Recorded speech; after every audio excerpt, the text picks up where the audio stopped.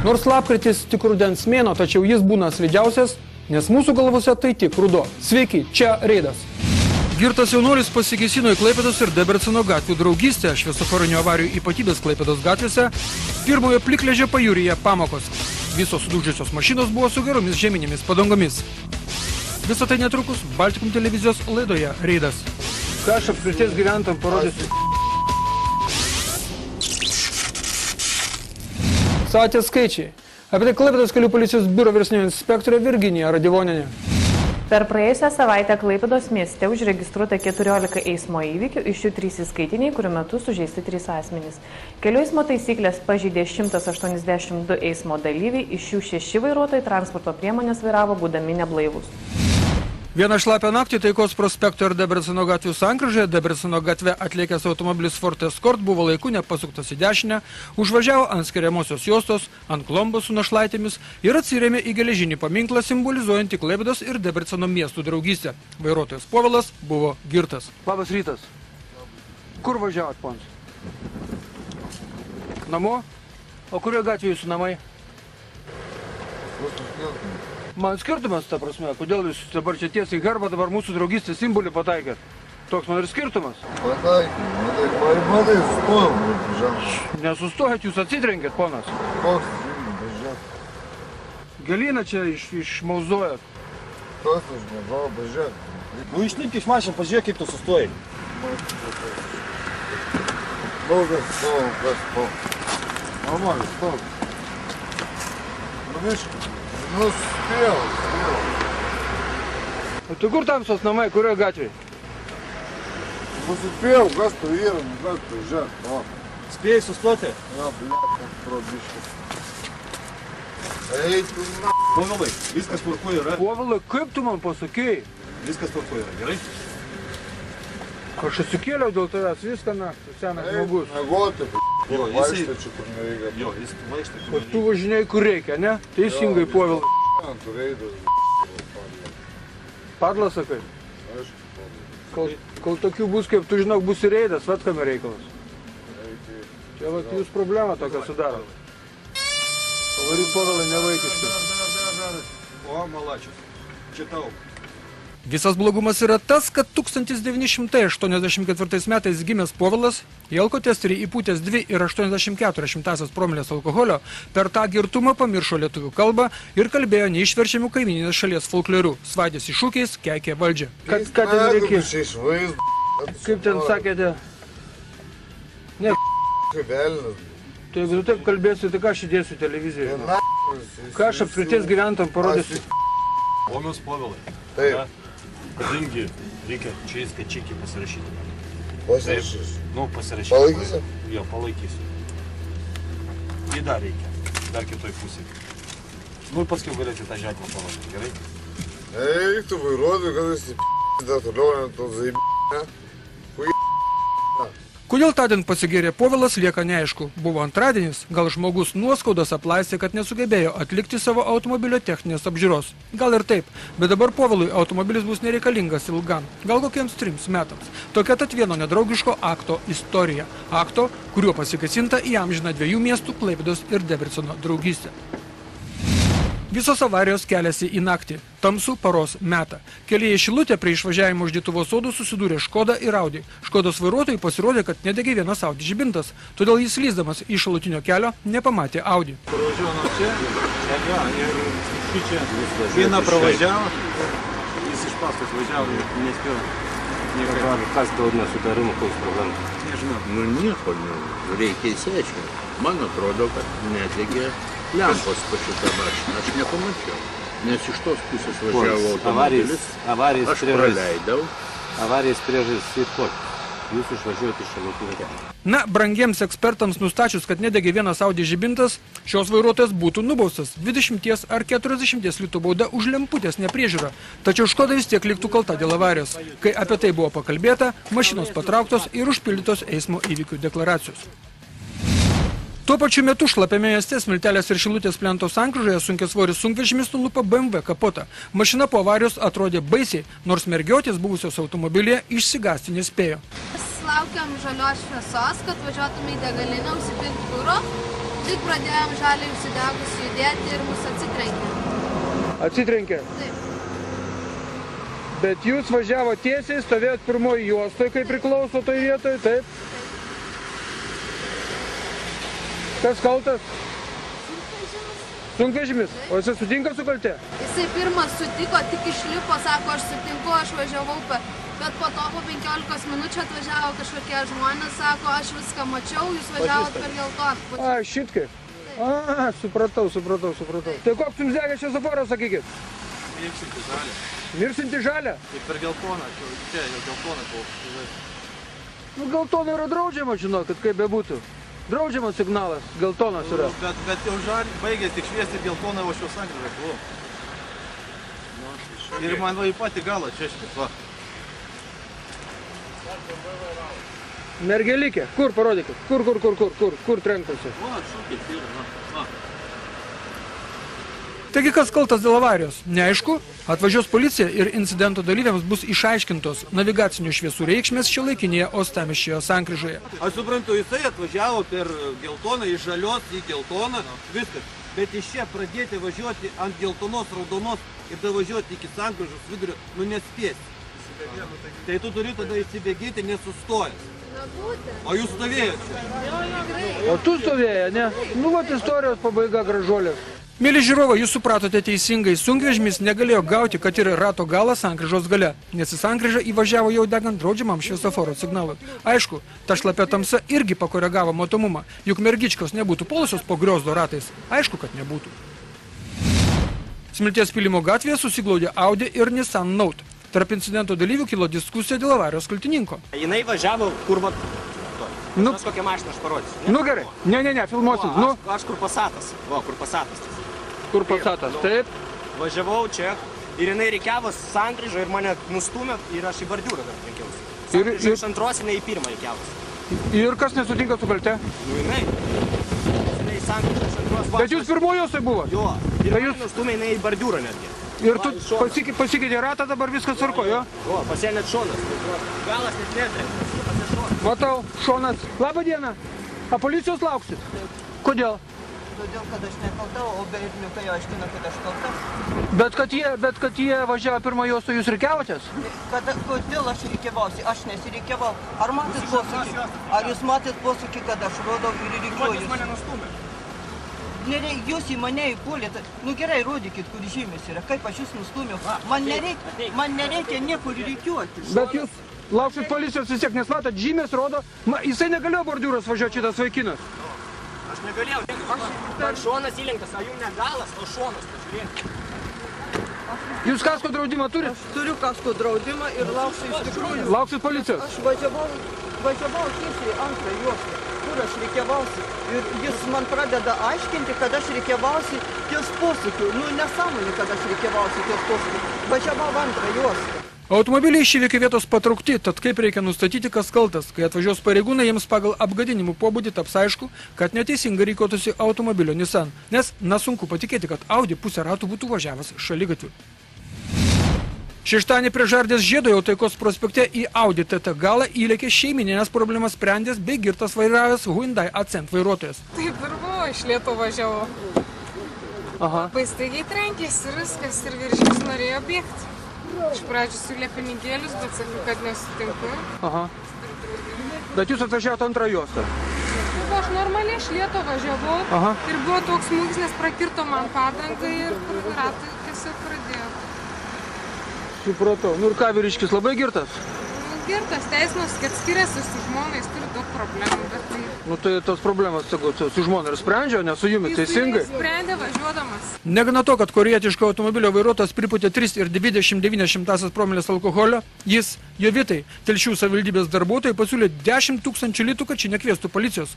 Jovitai tokias kalbas dėmesio nekreipė, o Reidas savo ruožtų galvoja, kad jeigu tu važinėjai su tokia mašina, tai papildomų 10 000 litų neturi. Beje, girto vairuotojo automobilyje važiavo ir žmona, su kuriais neva skiriasi, o ji buvo blaiva. Jums, mėly žiūrovai, knieti pamatyti pagrindinį šios avarijos herojų, tačiau jis skubiai buvo uždarytas į antrąjį policijos komisariatą, o ten šeštadienį durys buvo užšautos.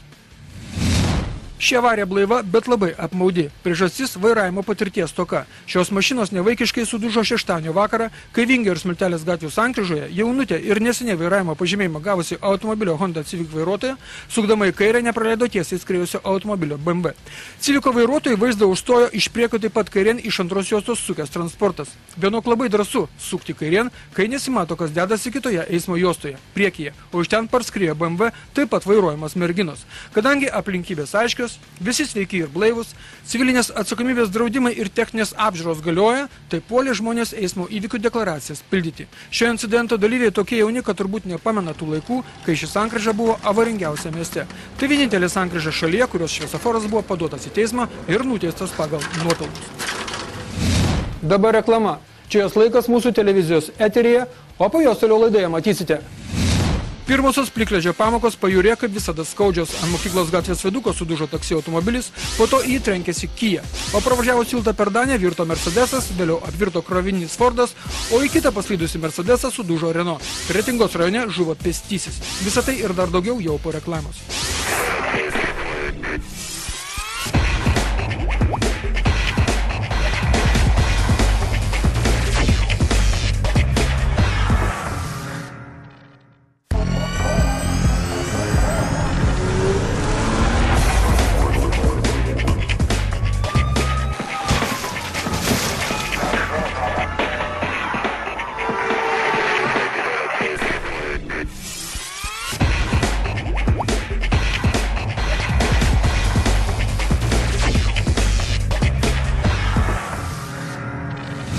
Reklama baigėsi, o dabar reidas. Antroji dalis. Laida Reidas perspėjo apie slidumus naktimis. Perspėjo. Specialistai per radiją plyšojo apie visų pirma užšalančius tiltus ir vėdukus. Plyšojo. Laikraščiai straipsniukus rašė apie vairavimą žiemą. Rašė. Žodžiu, visi laukia žiemos ir nereikia kalbėti, kad jie atėjo netikėtai. Jie ateina nebojant kalendoriaus, kai jie reikia, tada ir ateina. Klaipėdoje jį pasirodė aną spalio naktį iš sekmadienio į pirmadienį ant mokyklos gatvės viaduko. Taksi automobilis važiavęs link stoties lengvame posūkyje, pagautas slidžios inercijos, išvažiavo į priešingą eismo juostą, pylė į atitvarus, parvažiavo atgal į savo juostą ir pylė į atitvarus jau čia. Выехал на мост и понесло машину. Ага. Ударились в тот бордюр, носом поперек дороги встал. А эта машина? Эта машина уже проехала. Ну, тоже ее занесло. Taigi po 15 minučių į taksi automobilio galą sudūžta Kia Carnival. Ir klausimas buvo ne vietoje. Ar slidu? Slidu tuo metu buvo, supratau. Policijos patruliai per vyriausiąjį policijos komisariatą bandė įsikviesti barstytuvus, kažkas ragelį pakėlė. Vėliau miesto klerkai aiškins, kad nesudirbo tarnybos. Jos ne tik, kad nesudirbo mieste, bet jos net nedirbo. Argi vienišas barstytuvas zujantis po miestą gali įveikti plikledį? Ko gero, kad ne. Beje, abu automobiliai sudužę ant mokyklos gatvės viaduko buvo su geromis žieminėmis padangomis. Apie tai, kad pirmieji apledėję viadukai ir tiltai esame perspėję. Tačiau prieš stichišką trumpalaikį apledėjimą ir dygliai bejėgiai ir geros gumos. Pirmadienis mieste išaušo slidus. Ir nors regiono keliai buvo barsami nuo 4 valandos ryto, Palangos kelyje prie tilto per Danę iš pradžių nusivertė moters vairuojamas Mercedesas. Pone, bet jūs greit nevažiavote, aš matau, iš akių. Ką? Nedaugiau 80, bet 80 kažkur ar buvo. Daugiau čia nereikėjo, nes ar tiek slidus, jau pradėjo nuo tilto, nes šonai. Gal ant stabdžių paspaudėt? Nespėjau, kada spaudė ant stabdžių. O taip tiesiog važiuojant pradėjo mėtyti? Taip, važiuojant pradėjo mėtyti. Taip.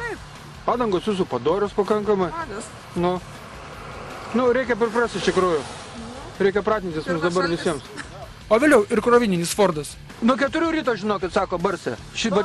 Барсы его провожал. Две машины провожал. Daug mašinų sukinėja. Nu, žinokit, aš įsukęs matau, kad šlapia, jūs nuvažiuokit į miestą, va ten, kur nebarstyta yra. Kai policija atvažiavo, dvi pravažiavo dabar. O taip buvo nebarstyta visi nuo to kalniuko. Ėjo sukosi, sukinėjusi ratais. Įvykio vietą buvo iškviesti ugniagesiai gelbėtojai, įtarus, kad iš Fordo teka kuras. Bet iš Fordo tekėjo tik langų ir aušinimo skystis. Grįžtame į miestą. Pakalbėsim ir pratęsim temą apie inerciją posūkiuose. Herkos Manto gatvėje, lengvame posūkyje į elektros apšvietimo stulpą atsitrenkė automobilis Renault Scenic. Vairuotojai teigia, kad ji nieko negalėjo padaryti. Tiesiog nieko. Kas buvo? Vat kas buvo. Kelininkai mumis labai pasitinka. Nu, šiandien jie pamiršo, žinokit, miestą kelininkai ir Dievas pamiršo šiandien miestą, žinokit. Jeigu pati mašina rieda, visiškai greičio nebuvo, visiškai. Pirmą juostą važiavot? Taip, ir ačiū Dievui, ir kaip nieko nebuvo, ačiū Dievui. Lengvas posūkis. Jokio lengvo, pati mašina slysta tiesiog. Slysta va keliu važiuojant, jos neina suvaldyti. Ir į dešinę, ir į kairę. Ant stabdžių nespaudė? Ne. Padangos geros, neprikipsi, tad priežastis neaiški. Tokiais atvejais žmonės linkia kaltinti tuos, kurie atsakingi už kelių būklę. Ir tie žmonės tą rytą atsiklausė priekaištų už metus kitus į priekį. Beje, Renault padangos buvo geros žieminės. Netoliese Liepojos plente iš pradžių sudužo Mercedesas, atsimušęs į bortelį. Paslydusi mašina apsisuko apie savo ašį ir triukštelėjo į bortelį. Iš pradžių buvo išlūžęs cigalinis ratas, tačiau netrukus nuo miesto pusės atlėkė Renault Laguna ir kaip įprasta šioje laidoje pylė į jau stovintį Mercedesą. Ir kaip nešė, taip ir nešė. Ta prasme? Ta prasme. Į Mersą stovėjo su avarinė, va šitaip va ir pasukęs. O šitaip jau Mercedesas stovėjo? Va šitaip? Mes pirmą mumis užnešė ir mūsų susilaužė tekinis vienai. Bet mes... Tai ta prasme, jūsų Mercedesas iš pradžių atrodė tik su nulaužtų ratu, taip? Jo. Taip. Jūs, ta prasme, va šitaip stovit, kaip dabar mašinos stovi? Toj vietoj. Va šičia. Ir pas jūs atvažiuoja... Aš skambinu policijai, galvoju, vis tiek reikia, ratas tai sumuštas, į to momentu užneša jį. Užneša, nespėjo persirikiuot, nebuvo vietos ir čia, kai nešė, tai ir nešė Mercedes. Jisai duoda tų šonų, man ir vieną šoną. Ši vieta Klaipėdoje užšala pirmoji, dar yra viena Proskina užšalanti greičiau, tai kelias link jūros, bet šį kartą čia apsieita be incidentų. Viena aišku, kad miestas pirmajam plikledžiui pasiruošęs nebuvo. Kol kovojama, kuris geriau valo gatves, Mykolas ar Smygolas, sudaužytas mašinas iš avarijų vietos išveža Petras. Beje, ir šio incidentų dalyviai buvo beveik su tobulomis žieminėmis padangomis. Tačiau ledas turi savybę nutirpti ir mes grįžkime prie kasdienių reikalų. Taikos prospekto ir sausio 15 gatvės sankryžoje kitas automobilis išmušė šarano ratus. Per žalę tiesiai važiavau ir manęs nepraleido. O jinai iš kur atvažiavo? Tai čia va, sukosi į Taikos. Tai sukant į kairę nepraleido tiesiai važiuojančią. Ponia buvusi tame kitame Nisane patyrė tai, ko dar nėra patyrusi. Jis taip nešėsi, žinot, nežinau, kokia buvo skoros, jis taip, nu žinot, jau kiek metų jau dukra visada važiuoja taip atsargiai ir mašina porą metų. Ir taip jie visada lėtai, taip jis kaip, žinot. Bet vis tiek, sukant į kairę, vis tiek reikėjo praleisti tiesiai važiuojantį. Žinot, nes jau dega, mums jau dega ta šviesa žalia.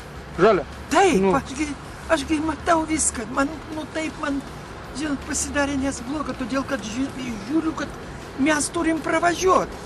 O jis kaip stumėsi. Jeigu visos avarijos tik tokios būtų, arba tokios, Danės gatvėje itin keistai susidūrė Seat Baleno ir Volkswagenas. Ai, neklaus. Nu, iš kiemo išvažiavot? Ne iš kiemo, man reikėjo teritoriją važiuoti. Pravažiavo vieną mašiną, pažiūrėjau, šlagbaumas atidarytas. Ir viso, 20 cm ir turiu. Į katastrofą pakliuvot? Taip. Va, prašau, deklaracijas atvežiau jums. Sako, neturit? Neturim. Va, atvežiau deklaracijas jums. Ir pildysim dabar. Klausyk, aš nepildysiu. Papasakau, kaip. Aš papasakosiu viską. Visi pirmą kartą gyvenime. Sako, šitą pasidėkit ateičiai.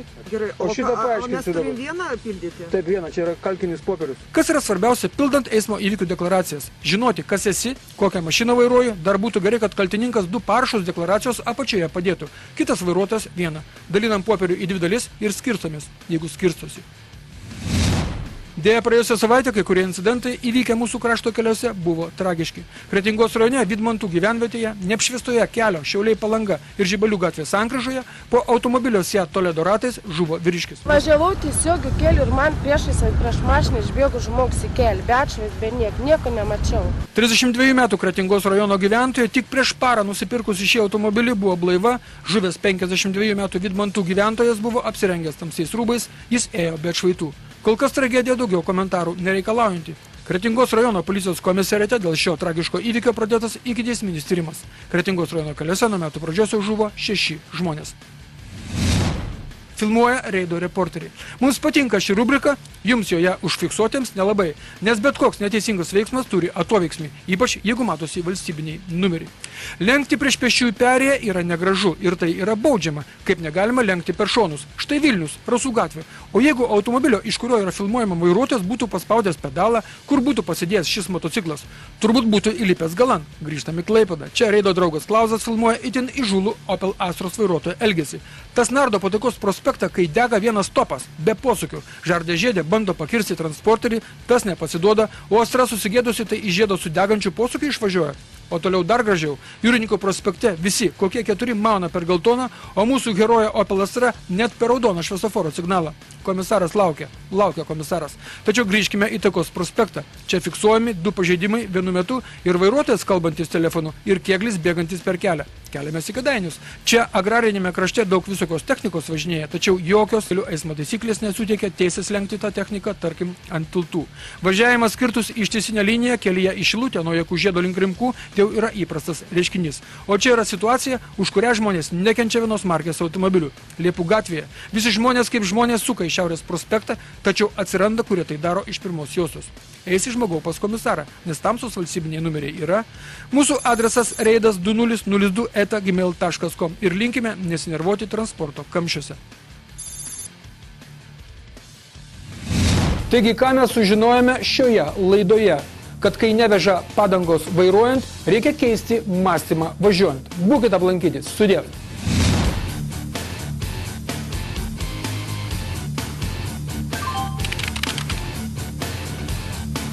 Yeah.